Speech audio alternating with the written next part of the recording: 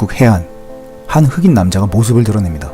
그는 그의 발견 때문에 워싱턴에서 이곳까지 온 유일한 인물입니다. 워싱턴에서 온 흑인 남자는 묻습니다.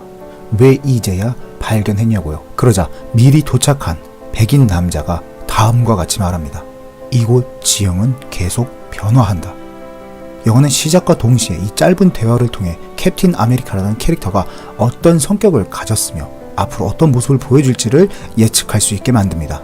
영화는 오프닝 씬에서 많은 의미를 부여합니다. 소설의 첫 장면이 중요한 것처럼 말이죠. 그래서 잘 만들어진 컨텐츠일수록 처음 시작에 많은 신경을 씁니다. 이는 소개팅을 나갈 때 가장 멋진 모습으로 상대를 만나러 나가려는 인간의 심리와 매우 유사하다고 보시면 될 것 같습니다. 그렇다면 시작 3분 동안 관객들에게 감독은 무엇을 알려줬을까요? 저는 두 가지를 말씀드리고 싶습니다. 첫 번째는 스토리입니다.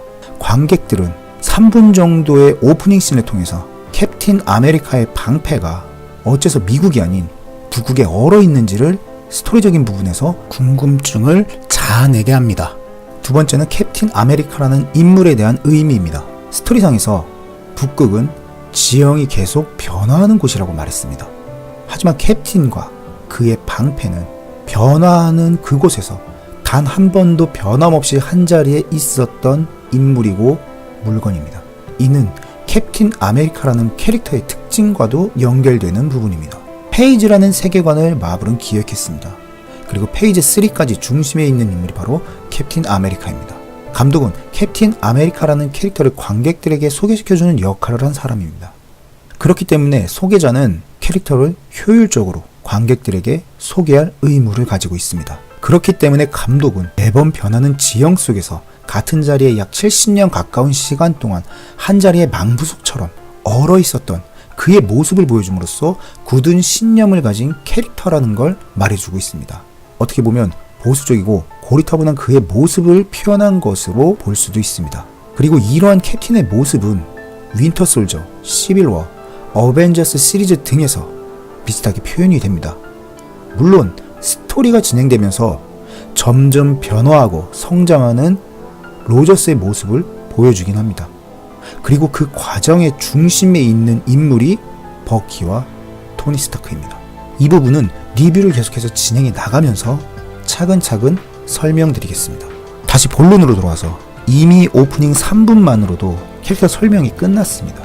그렇다면 이제는 그에 대해서 자세히 더 알아가는 시간을 가져야 합니다. 그래서 감독은 1942년 3월 노르웨이 텐스베르크로 관객들을 데리고 갑니다. 그곳에서 이야기의 시작을 알리는 인피니트 스톤과 그것을 가지려는 하이드라의 모습을 보여줌으로써 앞으로 캡틴 아메리카와 하이드라의 싸움이 일어날 것이라는 걸 말해줍니다. 그리고 이후 넘어간 배경은 군대에 가기 위해 신체 검사를 받는 스티븐 로저스의 모습을 보여줍니다. 하지만 그는 신체적 결함 때문에 군 입대에 번번이 낙방하는 인물로 그려집니다. 관객들은 스티븐 로저스의 이러한 모습을 보면서 한 가지가 떠오릅니다. 자격지심. 헌데 감독은 이러한 관객들의 질문을 스티븐 로저스의 절친인 버키를 통해서 직접적으로 던집니다. 그 장면이 바로 월드 엑스포에서 다시 신병 지원을 하려는 로저스의 모습을 본 버키의 대사에서 나옵니다. 본론 들어가기 전에 참고로 엑스포에서 스타크 하워드가 나오는데요. 재미있게도 그의 등장씬이 아이언맨2에서 토니 스타크의 등장과 매우 유사한 모습을 보여줍니다. 그의 아버지와 그의 아들, 이러한 디테일을 마블은 한 번 더 보여줬습니다. 자, 다시 본론으로 가서 육군 신변 징병소에 간 스티븐 로저스는 자신이 일반 성인보다 못한 골격을 가지고 있음을 이 씬을 통해서 보여줍니다. 그럼 그가 왜 그렇게 군에 집착하는 것일까? 앞에서도 언급했듯이 대다수의 관객들은 자격지심을 생각하고 있을 수 있습니다. 다른 사람들처럼 자신이 정상임을 외부에 알려주고 싶은 욕구, 대다수에게 인기가 없는 그렇기 때문에 자신이 더 정상임을 사람들에게 보여주고 싶은, 그래서 감독은 이런 관객들의 생각을 버키를 통해서 스티브에게 질문합니다. 자격지심 때문에 군대에 지원하려는 게 아니냐고 말이죠. 하지만 스티브는 이러한 버키의 말에 흔들림 없는 눈빛을 보여줍니다. 강한 신념을 가진 그 눈빛으로 버키를 바라봅니다.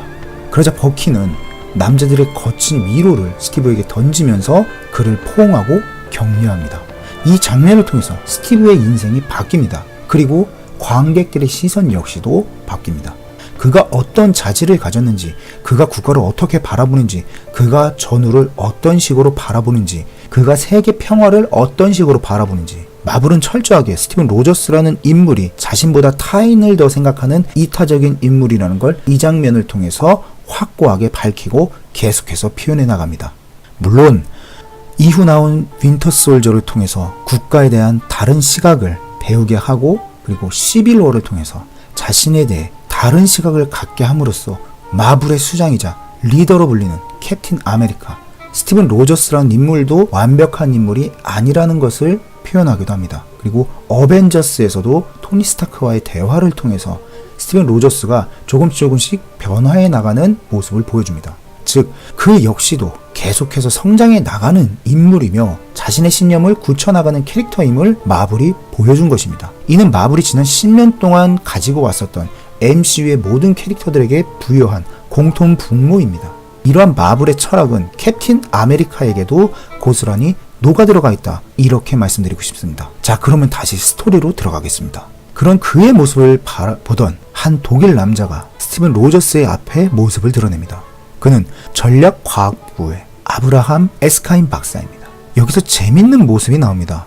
첫 번째로 아브라함 에스카임 박사는 독일인입니다. 그리고 두 번째는 스티븐 로저스가 독일인을 편파적으로 바라보지 않는 모습을 보여줍니다. 이러한 모습은 이후 미국의 스탠딩 코미디에서 쓰여졌었는데, 캡틴 아메리카가 현지에서 다시 깨어났을 때 흑인이 자신의 상관이고 흑인이 대통령인 나라, 심지어 깨어나 처음 사귄 친구가 흑인이라는 걸 보면 엄청난 사람임에 틀림이 없다, 이러한 이야기를 얘기했었던 것이 있습니다. 그런데 그 농담이 이 장면을 통해서 해답으로 바뀝니다.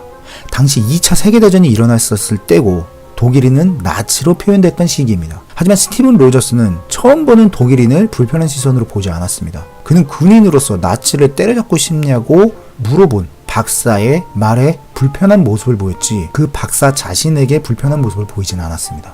스티븐 로저스는 그러한 인물인 것입니다. 편견 없이 세상을 바라보는 그런 인물로 이 대사 몇 개를 통해서 다시 한 번 더 표현한 것입니다. 박사는 질문을 했습니다. 나치를 때려잡고 싶냐고요. 그 말에 스티븐 로저스는 죽이는 것은 싫다, 나는 불량배가 싫을 뿐이다 라고 말합니다. 어찌 보면 스티븐 로저스의 삶이 핍박받는 과거 속에서 하나의 신념을 가지고 살아왔기 때문에 가능한 대화라고 저는 생각을 합니다. 또한 이러한 모습은 1940년대를 살았던 백인 우월주의가 판을 쳤던 시대를 산 스티븐 로저스가 흑인 대전과 흑인 친구를 만나게 될 수 있었던, 편견 없이 그들을 바라볼 수 있었던 원동력이라고 저는 생각합니다. 이러한 그의 모습은 그가 얼마나 인간을 평등하게 바라보고 있는지, 얼마나 이타적인 생각을 가지고 있었는지, 또한 군대에 가고자 하는 그의 마음이 정말로 세계 평화를 위해서 자신의 목숨을 바치려고 하는 그런 모습을 굉장히 함축적으로 표현한 장면이라고 저는 다시 한 번 더 말씀드리고 싶습니다. 그리고 재밌게도 이와 같은 변화를 같이 가져가는 인물이 바로 토니 스타크입니다. 즉, 어벤져스 1을 통해서 만난 두 사람은 서로에게 영향을 주면서 점점 서로를 닮아가는 모습을 보여주는데, 이건 나중에 토니 스타크와 스티븐 로저스의 어벤져스 편을 통해서 조금 더 자세히 말씀드리겠습니다. 이러한 그의 모습 때문에 박사는 슈퍼솔저 프로젝트의 주인공으로 스티븐 로저스를 낙점시킵니다.